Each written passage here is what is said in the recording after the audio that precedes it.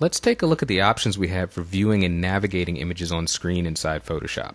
Let's go to our Chapter 1 folder. I'm going to bring up the Open dialog box by pressing Command-O on the Mac or Control-O if you're on a PC. And we will open up for a second time the file TIFF.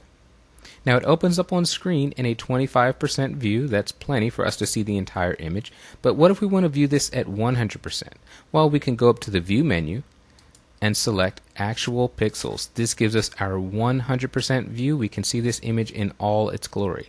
The problem now, of course, is that the image spills beyond the boundaries of our document window.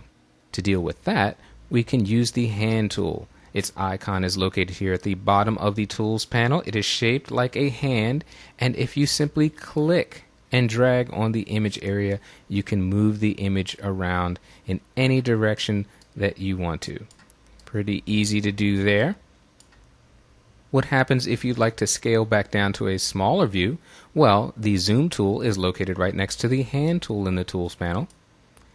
Notice that we have a plus sign in the middle of this magnifying glass, meaning that if we click, the image will get larger, but we want to reduce it. So I'm going to show you a great shortcut.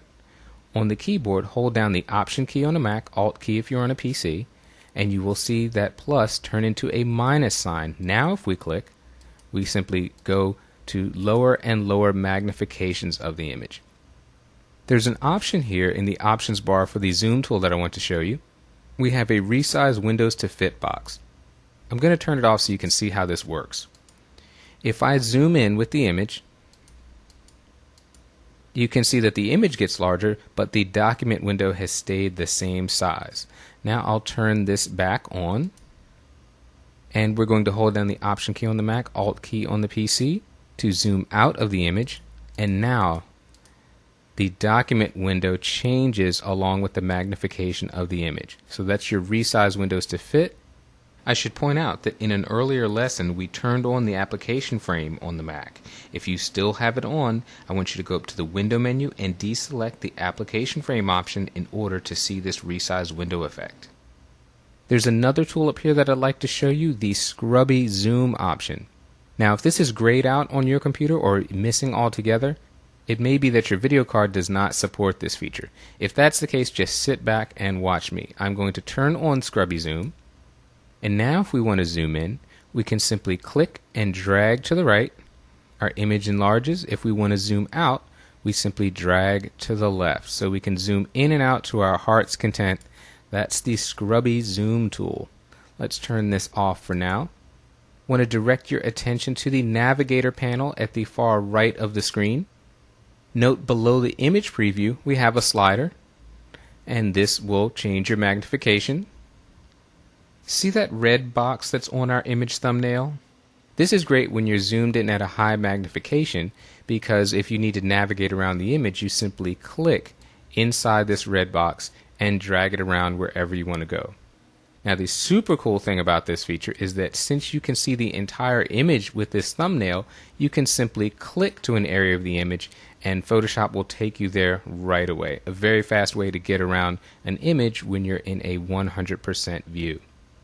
I'm going to go up to the View menu for now and select Fit on Screen. This is going to give us a view that fits nicely to our screen. We can also rotate images in Photoshop, and we can do that by going up to the Image menu and selecting Image Rotation. I'm going to choose 90 degrees clockwise. Our entire image is rotated. If we sent this to the printer, this is how it would print. If we save and close this file, we would reopen it and have it be in the same orientation. I'm going to undo that by going up to the Edit menu and selecting Undo Rotate Canvas. There's another option here. If we click and hold the mouse on the Hand tool, we can see just below this we have a Rotate View tool. I should point out that if your Rotate View tool is grayed out, your video card may not be able to support this feature. Now let's see what this does. If we click and drag on the image, you can see that compass showing up, and we can rotate the view of the image. Now what's different about this than what we did previously?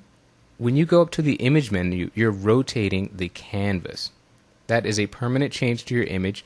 With the Rotate View tool, we are temporarily rotating the view of the image. This is not saved. We're not altering any pixels.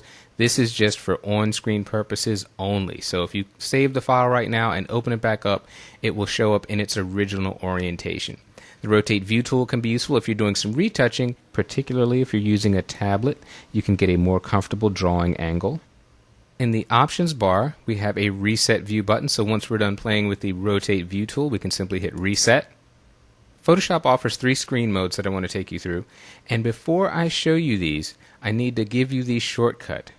If we look up here in the application bar, we have a standard screen mode, that's what we're in now, a full screen mode with menu bar, and a plain old full screen mode. The keyboard shortcut to cycle through these is the F key. So we're going to do that with the F key, and I'm going to show you why in a second. I'm going to press F once.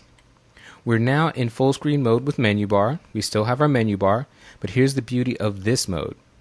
If we select the hand tool, we can move this image freely around the entire screen. We can move it behind panels, we can move it up above there, we can move it wherever we want. Our next mode is the full screen mode, and I'll press the F key to get to this. Now we have no menu bar, no panels, no Photoshop interface. And this is precisely why we need the keyboard shortcut. There's no menu for us to click on to go back to our standard view, so I'm going to press the F key. And that takes us back into our floating document window. Now Photoshop gives us a lot of options for how to deal with multiple images open at the same time, so let's open a couple more.